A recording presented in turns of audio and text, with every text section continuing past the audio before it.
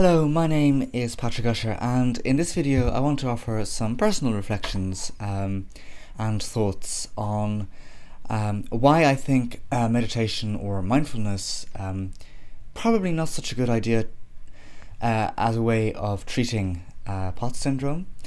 I'm not saying this in a kind of authoritative way at all. I'm largely speaking from my own personal experience, and also just from some reflections generally on, I think, what the nature of what's going on in POTS and why meditation probably wouldn't help.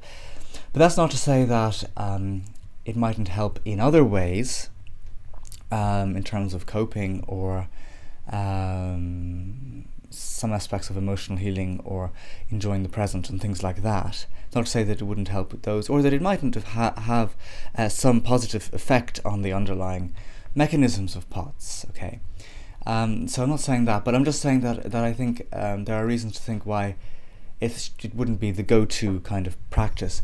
Now, of course, there are some stories online of people, I've read one anyway, of someone who meditated for 6 months and then recovered from POTS thereby. So it's probably, I'm not saying that it wouldn't necessarily be helpful, but I think that maybe it's not the best thing to do in the kind of actual direct period of targeted recovery. I think the dynamic neural retraining system, the limbic system rehabilitation program I followed myself to recover, and quite a few other people have followed to recover from POTS. I think that's it's very different from meditation, and it's really the polar opposite in a lot of ways.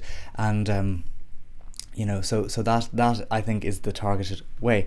Now, so just to talk about this a bit more, there's an analogy which I find rather helpful in thinking about the limbic system. And it's an analogy which I think goes all the way back to sort of Buddhist texts.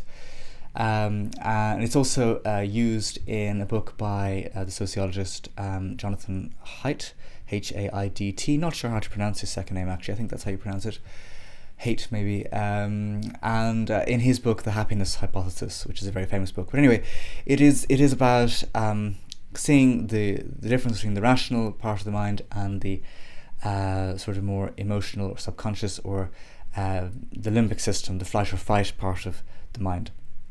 And it's essentially to see, to describe these two parts of the mind in terms of the elephant and the rider. The rider being the rational part, the elephant being the emotional part. Now, this is very simplified because, of course, they actually are intertwined, and but the analogy also implies that, because the rider is on top of the elephant and they are two things become one in that sense.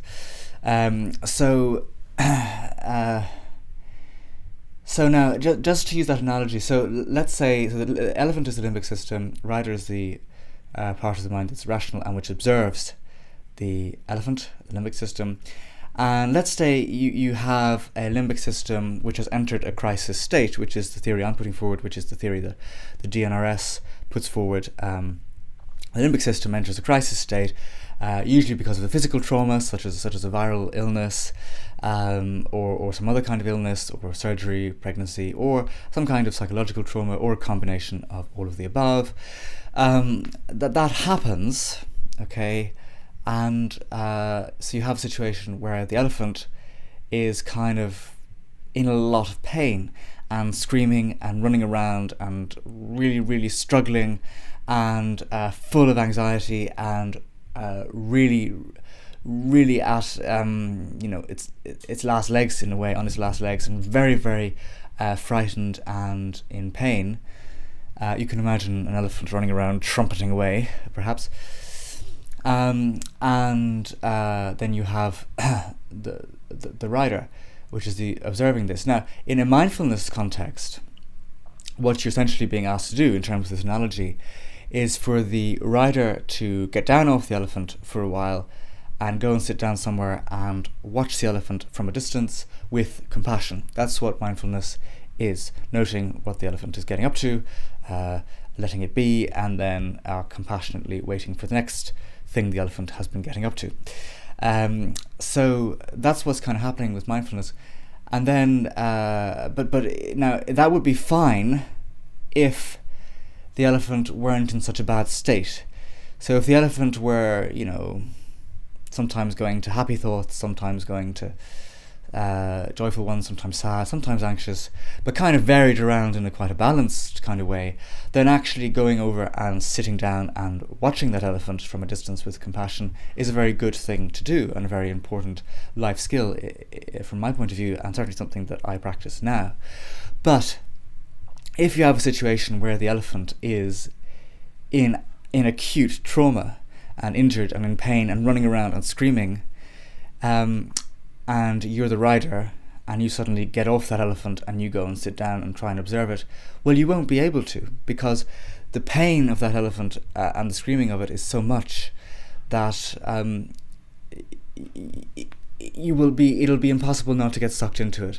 It'll be impossible to get that distance, and it also will be impossible to really affect a huge amount of change, because that elephant is really stuck in crisis. It's not going to get out by being observed, which is what often happens. If the limbic system is not in such a bad way, but let's say only somewhat anxious or whatever, and you just observe what's happening, that can work of its own accord. But in a situation where it's really stuck and in a perpetual, very serious crisis, the observation skills required and the distancing required it's almost impossible to do. So I remember from my own time when I was particularly unwell with POTS in 2015, that I had a sense that the brain was something to do with all of this. And I would meditate for up to 4 hours a day, right? And it actually made me worse. It made me worse because I couldn't get the distance, and what was going on inside of me was so tumultuous that it wasn't very helpful. Now, mantra meditation is a bit different because that doesn't involve a kind of distancing. I did that, and that kind of helped maybe a bit more, but still it wasn't really powerful enough at all. So the basic point is that when the elephant, the limbic system, is in this perpetual state of crisis, you need to switch priorities to actually giving the elephant what it wants and needs to get better. And you need to give the elephant what it wants and needs to get better on its own terms. Because what the elephant wants and needs, as anyone will know who's ever taken the dynamic neural retraining system, is not something that you may sort of in a standard way ever be recommended to do. It's a kind of, in some ways, rather simple procedure, but the limbic system, the elephant, is a simple beast and wants rather simple things. So you need to kind of give the elephant what it wants, what it needs when it's in crisis. You need to give it the information, in a sense, that it no longer needs to be in crisis. And that's what the dynamic neural retraining system does in a way that is, I believe, par excellence. It's just the best thing, the best way, I believe, in a very targeted and focused way of getting the limbic system out of that crisis state. So it's actually a situation where the rider, instead of observing the elephant from a distance, is kind of going up to the elephant and saying, "What do you really need?" And the elephant is sort of thinks, "Oh, I want this." And then the rider says, "Okay, well, look, here it is."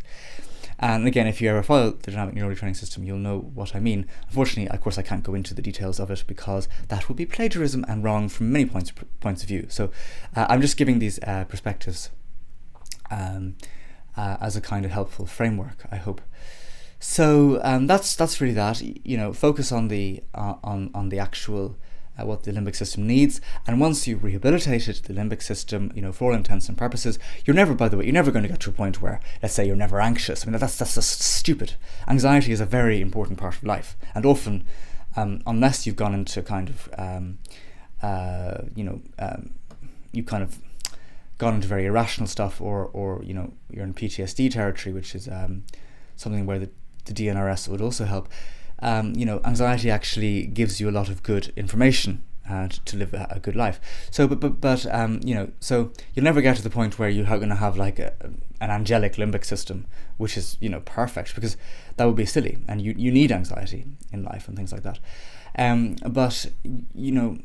Once you've done the rewiring and you have essentially a normal limbic system, the chronic state of flight or fight that leads to POTS syndrome is switched off, then something like, if you're so inclined, and you may not be, and that's very understandable too, but something like mindfulness and that compassionate observation of what occurs in one's mind and body and feelings, etc., is a very good thing to cultivate, but not probably at the time of brain rewiring, unless you've already done, let's say, 3 or 4 months and you just feel the need for other reasons to do this kind of practice.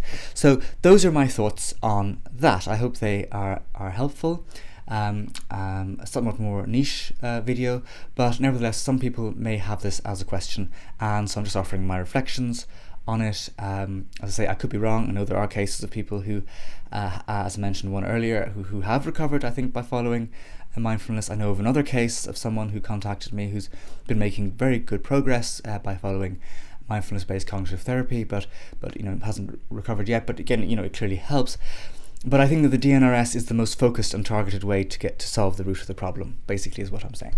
Okay, so thank you.